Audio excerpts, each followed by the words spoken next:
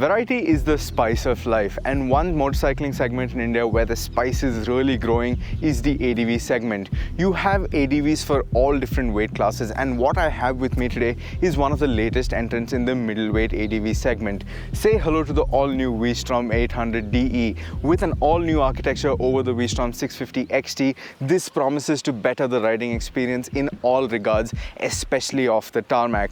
Does it manage to do that, and does this take the fight to the very competent competition? That is exactly what I'm here to find out. But before we proceed, if you did enjoy this video, share it with like-minded enthusiasts, give us a like, and don't forget to smash that bell icon for all things thrill of riding.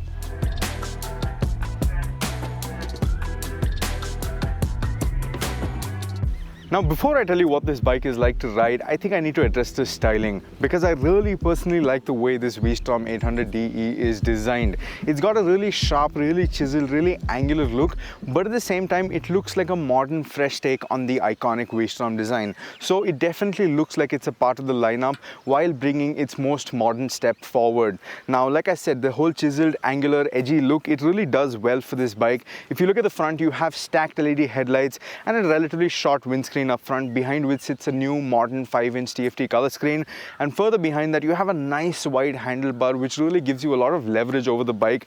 And then there's this nice fuel tank. It's tall, there's enough place for you to grip your legs, and I really like how sharp and creased it is. Now, flowing from there is a long, big, large one-piece seat which is really comfortable for both the rider and the pillion, and you also have this new 773cc parallel twin engine which has this big exhaust muffler to it.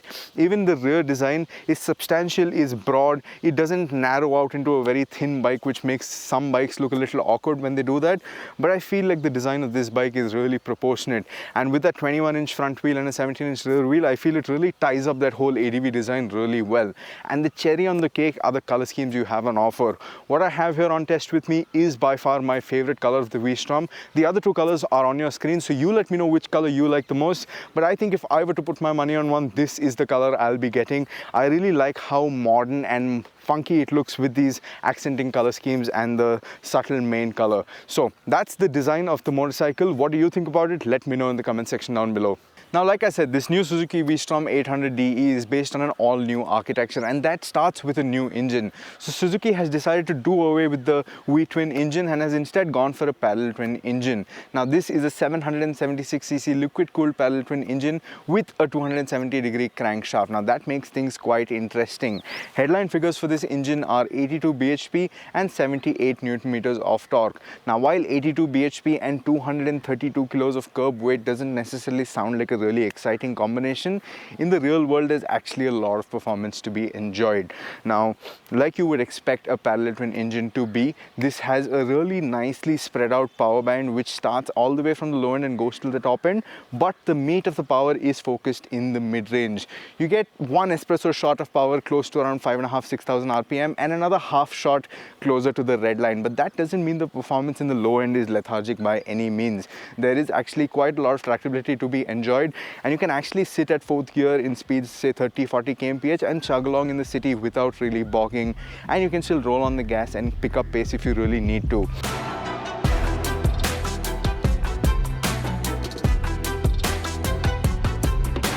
In terms of cruising, because this after all is an adventure tourer and touring is going to be a big part of the ownership experience with a V-Strom, you can sit at 120 kmph all day long. At this point, you're around 5,500–6,000 RPM on the tacho at 6th gear.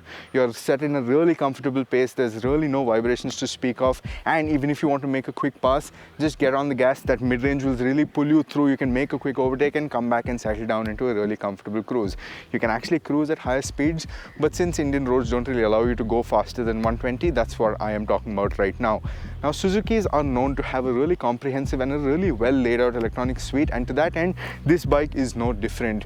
You have a really nice, well engineered ride-by-wire system that enables different power maps. There's no riding modes per se, there are power maps that change the throttle response of the bike, and you also get a traction control system which has different levels, 1, 2, and you can switch it off altogether. And there's also a gravel mode which is calibrated for loose surfaces without really needing to switch off traction control altogether.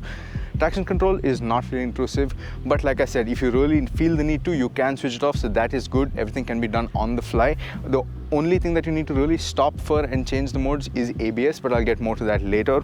Now, like I said, the power modes, that's really interesting. There are no different riding modes, so there are 3 power maps, 3 throttle maps to be more precise, and A is the most aggressive, C is the most comfortable, most soft map, and B strikes perfect middle ground. So if you're in the mood for a spirited ride, you want a nice, sharp, precise throttle response, stick it in A and you have a good time all along. If you're in the city, you don't want a really snappy throttle response, you want something more tame, something that you can roll on and roll off easily without really having that much acceleration coming at you really quickly, settle in for a B mode. And as Suzuki says, if you are riding in really loose surfaces, if it's wet, if it's cold, if it's icy, and you don't want to deal with a very snappy throttle, set it in C, and that's when the thing really hunkers down. It becomes really calm, really sedate, but you're getting the same power and torque throughout all 3 modes. So that is really well done, and I really like how Suzuki have implemented it without needing different ride modes.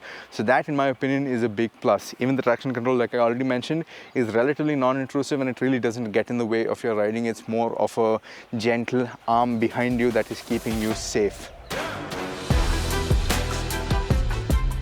Now, along with the new engine, you also have an all-new chassis setup. Now, this chassis setup is made up of a steel tubular frame which hangs off of 43mm upside down forks at the front and a monoshock at the rear. Both are sourced to be a Showa. Now, the front is adjustable for preload, compression and rebound, and the rear is adjustable for preload. Now, the good thing is that the rear monoshock is preload adjustable, and you can adjust it from right here. Over here you have this remote adjuster, so that means you can just stop, set it to what you like and get going. Now, the inherent quality of the suspension setup is such that it is really plush and really compliant, and if you don't like how it is, or if you want to dial in certain characteristics, you can do that considering the adjustability that is there on offer. Now, the whole chassis setup, it feels really nice, it's really taut. Now, this is after all a long bike. This is well over 1500 millimeters in wheelbase, but despite that, it does a good job of shrinking itself around you, which means even going through city traffic is not much of a pain. Now, the seat height, it is on the higher side, and that is to be expected considering this is a proper adventure tourer with a 21-inch front wheel. You get 220mm of travel on the suspension on the front and the rear, and that also means you get 220mm of ground clearance. So 855mm is not particularly short, but as you can see, the way the bike is set up, the way the inseam is set up, it's not too wide where you're sitting, so you still do get a fair bit of your leg down to the ground. I'm 5'10" and I don't have any problem getting both my feet comfortably on the ground. My left feet is fully flat footing and the right foot is just about there. Shorter riders might find it a little challenging, but it shouldn't be too much of a problem to get used to. Now, the stand-up riding position is also quite nice. You have a nice tall wide handlebar, your foot pegs are mid-mounted, and standing up is a breeze. You have a good place to get a lock over here, and again, the wide handlebar is tall enough that even someone of my size doesn't feel the need for a handlebar riser, so that is great. Now, coming back to the handling side of things, this is a heavy bike. It is 232 kilos, and in some places you do feel that, but for the most part, after you pick up a little speed, the weight again seems to disappear. The engine takes care of a lot of that weight going away, and the chassis setup is also very nice. Now, despite having a 21-inch front wheel, this is not afraid of corners. This does have a nice time. Now, this again wears the Dunlop's Trail Max Mixed Tour tires that we also found on the NX 500 from Honda, and like I said, that holds true for this as well. It's very good on road. It has a lot of grip till the edge of the tire, and even off-road, unless you're going in real loose surfaces, you won't really feel the need to upgrade your tires unless a lot of your riding is going to be off-road. So for minor trails like we are on right now, for gravel, for loose ruts and all that, these tires will do just good. How long they last is something you can find out only after having lived with the bike for a considerable amount of time, but as it stands, my initial impressions of these tires are pretty good. On the handling front, again, I said this is good in the corners. Even off-road, it inspires a lot of confidence. A little less weight would have been nicer, but that being said, it is plenty likable. This in fact feels like a bigger version of the Himalayan 450 in all ways, and as we all know, we really do like that motorcycle for what it is. It's very friendly, it's very forgiving, and it's also very easy to ride, and a lot of those characteristics hold true for this bike as well. Now, braking is taken care of by twin 310mm discs at the front with twin piston Nissan calipers, and at the rear you have a 260mm disc with a single piston caliper. Braking performance is strong. On the road, I wish that there was a little more bite on offer, because the braking performance is there, just a little more bite, but then when you factor in that this is also meant to be a serious off-roader, and when you are riding off-road, you don't want that kind of sharp bite. This is completely acceptable. Now, this has dual channel ABS, and you also have different levels of ABS. You have 2 levels of ABS, and if you choose to, you can also switch off ABS at the rear. So there are a lot of options for you to choose from. I feel that is where Suzuki has really nailed this bike, in the sense that you get adjustability for your suspension. Your engine is set up in a very friendly manner with the different throttle maps. You get modes for your ABS, you get modes for your traction control. There is also the gravel mode, like I said. So if you want a little bit of slip but you don't want the safety net of traction control to go away completely, you have that gravel mode as well. Very easy to use. Overall, the ride and handling setup is great, and I really do like how the suspension is set up as well.